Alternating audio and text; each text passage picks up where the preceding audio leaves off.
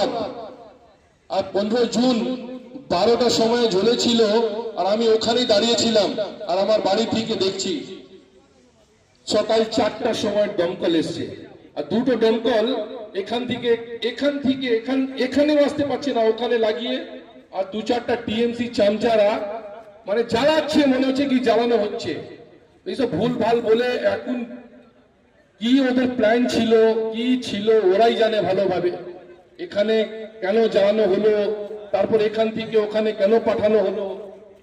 কিন্তু এবার আমরা, আমাদের একটা নিয়ম আছে, সুপ্রিম কোর্টের ল আছে ভাই, কি 12 বছর যেখানে আমি থাকবো আমার অধিকার ওখানে আমার আছে।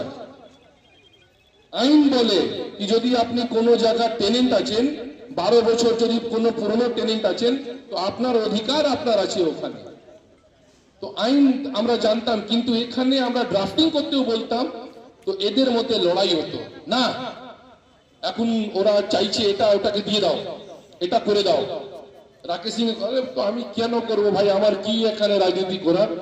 কোনো কথা মানা হয়নি, কিন্তু আমরা পিছন দিয়ে সব টাইম একটা সাহারা হিসাবে, ভাই হিসাবে গাইড করেছি।